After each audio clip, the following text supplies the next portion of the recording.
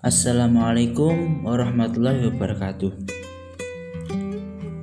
Kami mohon izin sebentar, yaitu memperkenalkan diri kami dari kelompok 12 dengan judul Keseimbangan Umum dan Kesejahteraan Ekonomi serta Eksternalitas. Di sini kami akan menjelaskan beberapa yang dapat kami rangkumkan dari materi-materi ekonomi mikro dan makro tentang judul itu. Yang pertama yaitu dari teman saya. Sebelumnya itu saya juga memperkenalkan diri saya, yaitu saya Mirza Muhammad dari kelas Mazawa A, NIM G05219717, dan teman saya Fawaid NIM G05219008. Oke, selanjutnya yaitu pembahasan materi pertama. Keseimbangan umum dan kesejahteraan ekonomi merupakan konsep yang berbeda satu sama lain, meskipun sering dijabarkan satu dengan yang lainnya. Definisi yang sering digunakan untuk kesejahteraan adalah keadaan seorang dalam suatu sistem perekonomian. Dan keseimbangan didefinisikan sebagai keadaan tetap di mana pada posisi tersebut tidak ada rangsangan atau kesempatan untuk berubah. Hubungan antar pasar, misalkan mula-mula perekonomian sudah berada pada keseimbangan umum, di mana semua pasar, baik pasar output maupun input, telah mencapai keseimbangan dalam arti tak ada faktor-faktor yang dapat mengubah keadaan ekonomi di masing-masing pasar. Jadi bisa dimisalkan perusahaan tekstil yang dapat menaikkan keadaan produksinya, yaitu dikarenakan berbagai faktor, yaitu dari bahan produksinya, transport, dan mengingat bertambahnya permintaan yang diterima.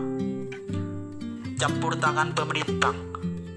Di sini pemerintah juga berperan penting dalam menanggapi sebuah perkembangan kemajuan dalam perekonomian, yaitu melalui berbagai penertiban dan pembuatan undang-undang di mana yang dipatuhi oleh berbagai pihak dan publik.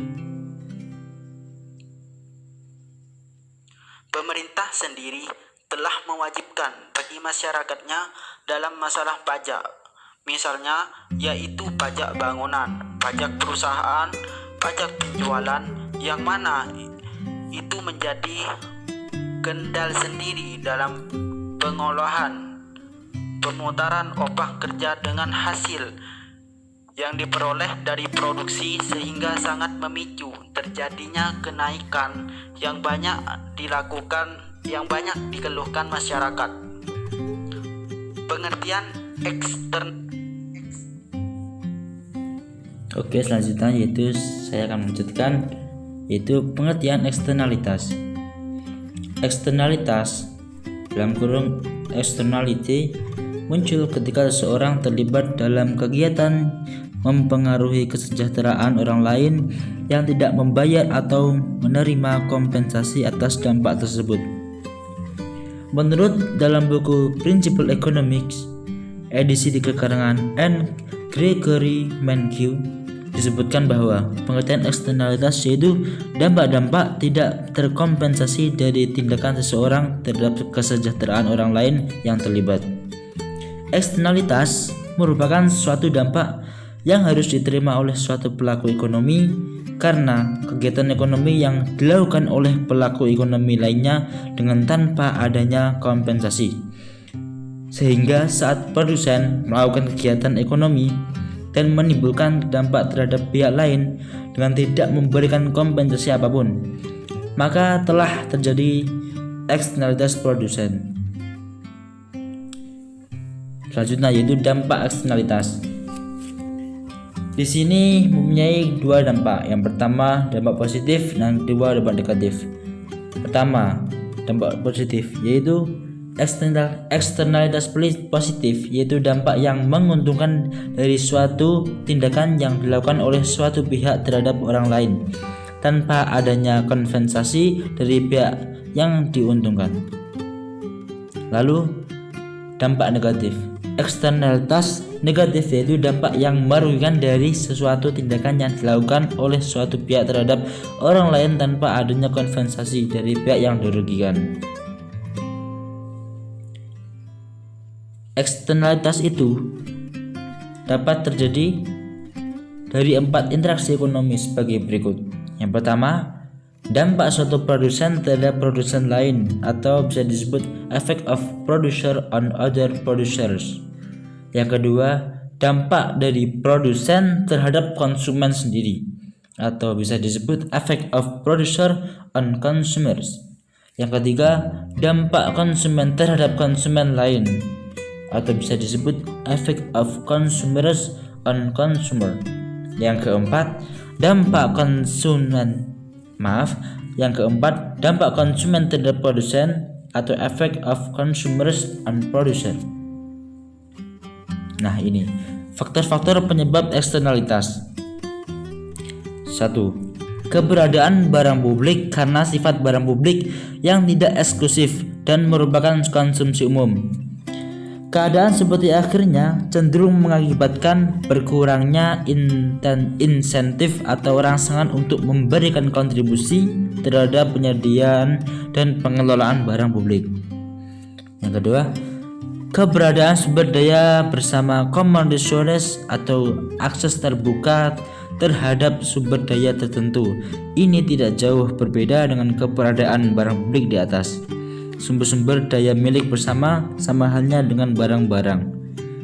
Yang ketiga, ketidaksempurnaan pasar.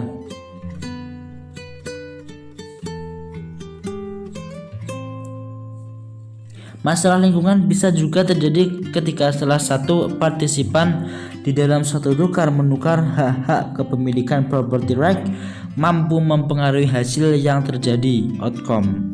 Hal ini terjadi pada pasar yang tidak sempurna, imperfect market, seperti pada kasus monopoli penjualan tunggal.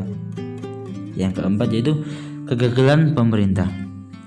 Sumber ketidakkeefisienan atau eksternalitas tidak saja diakibatkan oleh kegagalan pasar tetapi juga karena kegagalan pemerintah, government failure. Kegagalan pemerintah banyak mengakibatkan tarikan kepentingan pemerintah sendiri atau kelompok tertentu interest group yang tidak mendorong keefisienan.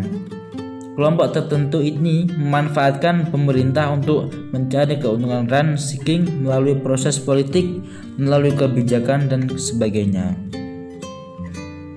Mungkin cukup itu dari kelompok kami. Bila ada kurang lebihnya, kami sangat memohon maaf yang sebesar-besarnya. Semoga kita dapat dijauhkan dari COVID-19 dan semoga tetap sehat, bisa belajar sesuai yang telah ditentukan oleh pemerintah. Cukup sekian, wassalamualaikum warahmatullahi wabarakatuh.